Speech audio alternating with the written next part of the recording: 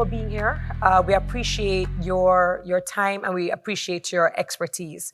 Now, for persons who may not be familiar with Aperture, could you just kindly introduce Aperture VC and what makes your investment and investment style unique? Sure. Glad to be here.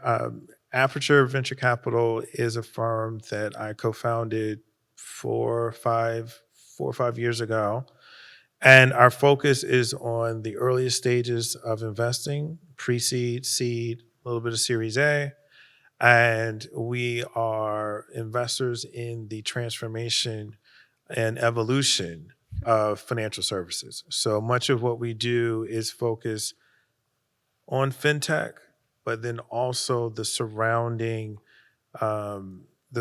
innovations that kind of enable fintech to evolve and to change. So where that intersects with this group and this conference is that many of the things that we're investing in now are leveraging artificial intelligence to bring more access to capital, bring more security to the flow of capital, things of that nature. And how has funding shifted? So we know that a lot of it has been fintech and different innovations, but now with this conversation around Gen AI becoming mainstream, it's something that everyone is speaking about. Has it shifted the funding landscape, and if it has, in what ways? Oh, yeah. So it's had a major impact on the funding landscape. Um, let's go back. Let's go back 7 years. And I was with a founder who was working on an AI-driven solution at the time. And we and he, back and forth from North Carolina to California, New York, you name it, trying to raise capital for this new venture. This is a founder who had previously sold a company to Amazon. Like, he had all the backgrounds and everything else you would assume. Everything checked the box. Everything checks the box. And literally, investors I knew in Silicon Valley and in New York were saying, yeah, but he never really made money for me, so I'm not really interested. All the things that people just kind of, the rules of thumb that existed in 2018. You fast forward 4 years from let's call this 2017, fast forward to 2021, and then all of a sudden, any person that comes close to having that kind of resume is going up and down Sand Hill Road and other places and just collecting cash, right? And so things changed dramatically because, in my view, the first thing that changed it was ChatGPT. Was because it just made it mainstream, and then all of a sudden everyone was doing something that was AI related, and therefore they were worthy of funding. Whether they were or they were not was a whole different issue, right? So it became really, really easy when money was cheap to raise capital. Now, where we are after a few different cycles in the economic cycles have not been that favorable, is that money is not easy to get anymore. And so if you are a founder in general, forget whether or not you're working on something AI related, if you are a founder, a startup founder, and you're looking to raise capital, it has gotten significantly more difficult. The money's not cheap. The folks that are investing are no longer the tourists and others that were willing to just give you money and see what happens. Now people have expectations of the capital. So either you raised money before and it was easy, and now it's difficult as you are trying to evolve your business, or you're trying to raise that first round and finding out that it's not nearly as easy as it was before. So that's kind of where we are. Now, the flip side of that is Gen AI, because that continues to smash all the records and everything else associated with fundraising. It's gotten harder, but when it's getting funded, you're seeing astronomical valuations still. You're still seeing these insane large rounds that are being raised. And, as it always is, that will correct itself. In the next 5 to 7 years, there will be a shakeout. Do you think that there is a misconception, especially from founders, that once it is Gen AI, once it is something technologically driven, then it's going to do well. Do you think that we need to have more practical conversations, that it's not just about leveraging technology, but solving the problem? Yeah. So I think what you just said is spot on. There's an expectation that if I can do it, then I should do it. Right. And we're still in that phase, right? Like we're in that phase, and we did this with AR and VR. If it was possible, we should just do it, right? So we invested. I was at the time I was helping to run a fund at Comcast, and we invested in a company in their first. It was a gaming company, and I don't really do games, but we did this gaming deal, and the company's first product was a game where babies were fighting and blowing each other up. And so it was like, why are we doing this? Right? Like, okay, we get it. You are pretty talented from a graphics design perspective. You're pretty talented from a But building the game. All these things make sense. But then when we watch what you built, none of that says this is a thing that needs to exist. We don't need to see babies fight, right? Can you hear me? Okay, sorry. So I do think that it is now incumbent upon us to ask these questions, and we ask these questions when we're thinking about investing, which is, you know, why? And in a very specific way, like not just why are you doing this, which used to be the standard question, like what's the why? What's the founder's why? Now it's really a question of why? why? Like what is this for? And how do you know that there's a reason for this? And so for us, like I'll give you a perfect example. Have people come to us and say, "Oh, I built this. We leverage this LLM, and it does this and it does that, and it's going to make it super easy for folks that work at the bank." And the response that I have is, "Well, did you ask the bank? Right? Like, did you ask the bank if they even want this? Because what you're finding out is that in the contracts that the banks are putting together, they're telling vendors, I need you to certify that there's nothing AI related to what you're doing. Because the risk and all the other challenges that go along with it from a regulatory perspective, they're not there yet. So even though these talented individuals are saying this is something we wanted to do because it's possible and we can create ways of you doing X, Y, and Z, literally no one wants that. And it could be 5, 7, 10 years before they're ready for that. And so now we're stuck in this situation where we built something, there's no use for it, we don't know how long it's going to take, it took a whole lot of money, and it's never going to really pay off. And so we're going to see a lot more of that because so many people and so many investors have jumped into this space without really understanding why are they doing it. And on that point, speaking about fintech, we have a lot of persons who are developing things around banking simply because I think it's a huge touch point. When we speak about education, healthcare, banking, I mean, the entire population usually has had some sort of transaction when it comes to fintech.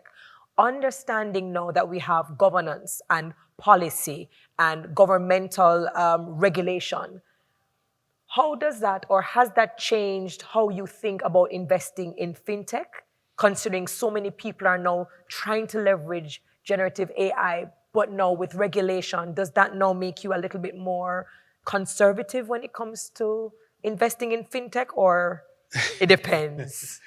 So we're talking about this country, right?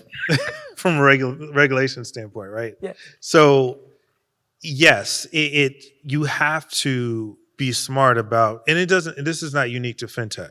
If you're doing anything that's a highly regulated industry, then you have to be aware of how that impacts what you can and cannot do and how you're going to do whatever it is that you want to do, right?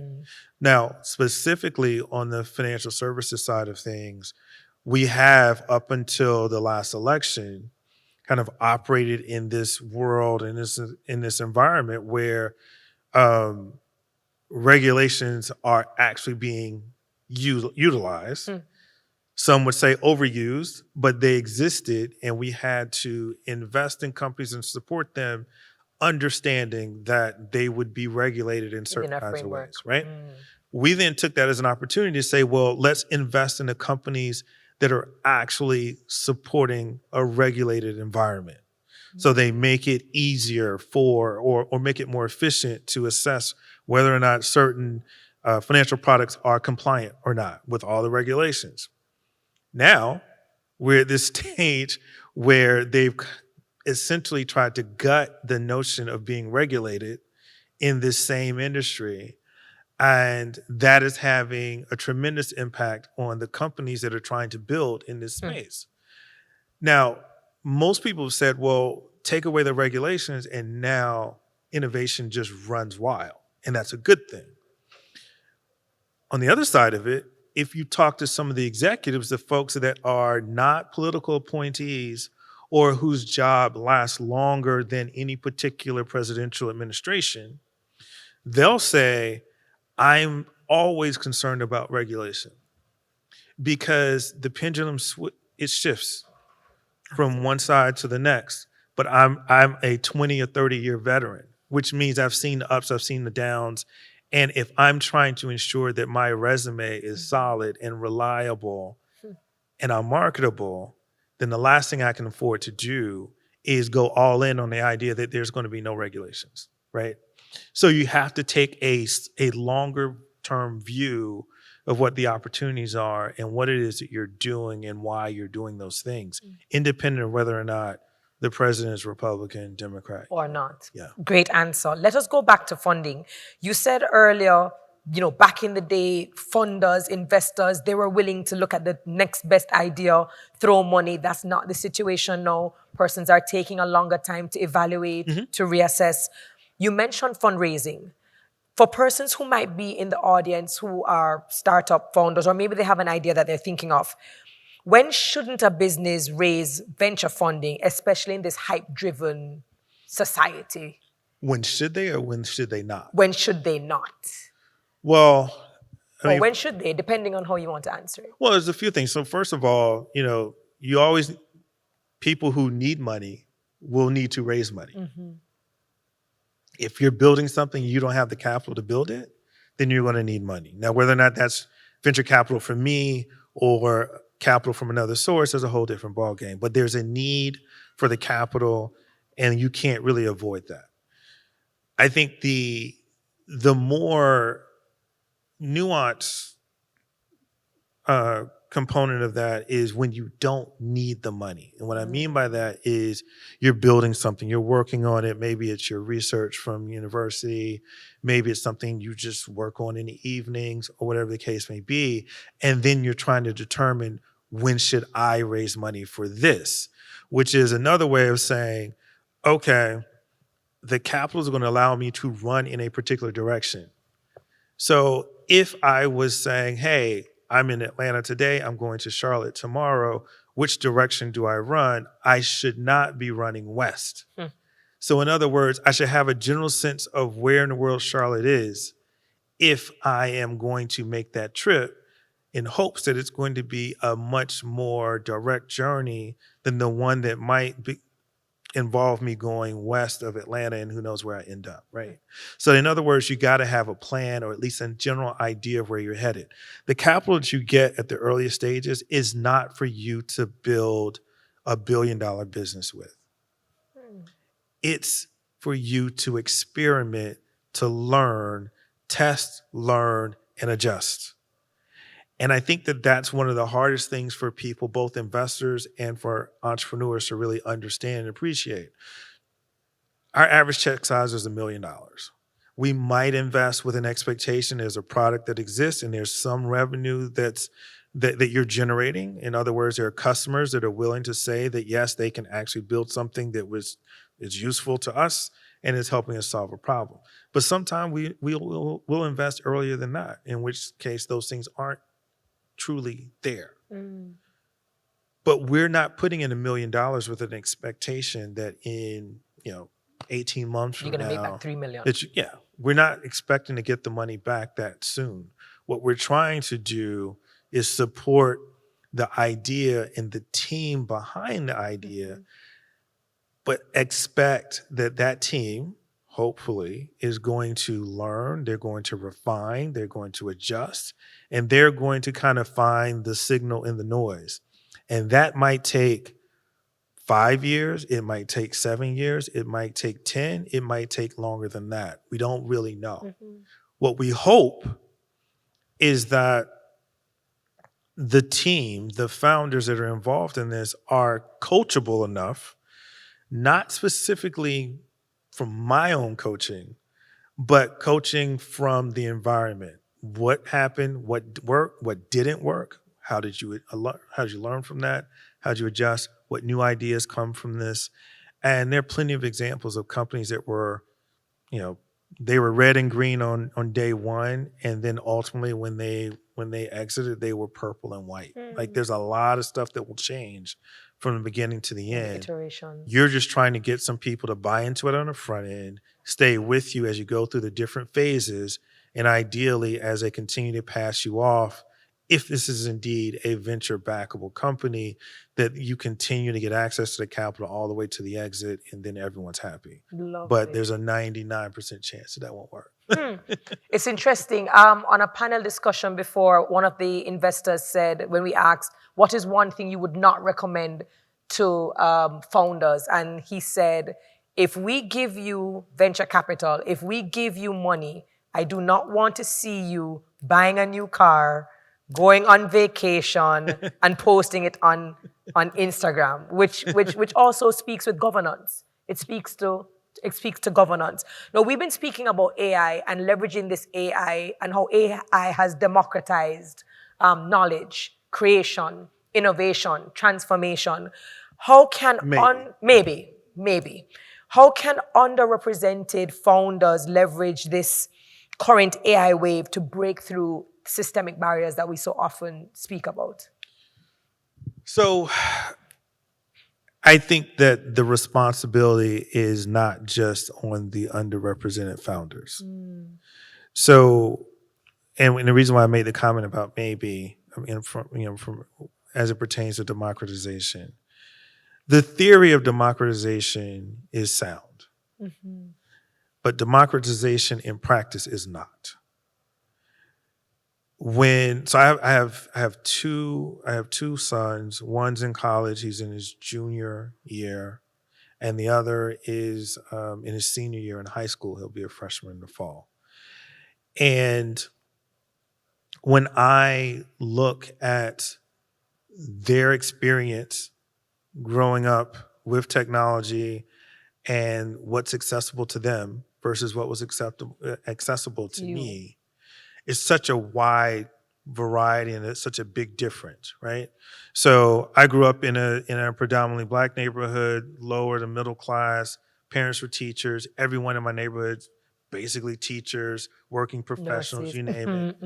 And we being my parents, had to do everything possible to meet my demand, which was I wanted to learn more and more and more about computers. And we didn't have a computer.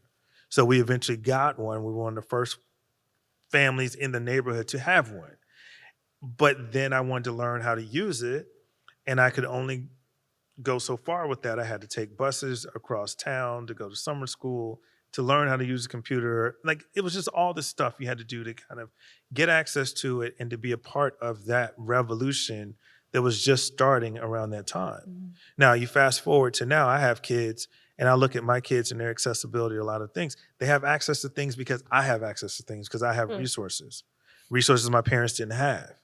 But if you are that kid that is kind of has the types of resources that I had when I was a kid, you don't feel this AI revolution, democratization, like none of that stuff is relevant to you, right? So we have to understand and appreciate the accessibility of the knowledge that we're all kind of assembled here to expose ourselves to and to exchange. You can look at the people who attend this conference and you can tell this is not democratization. There are a lot of people here that are here because they have access to things that other people don't. There are a lot of people who don't even know this event is happening.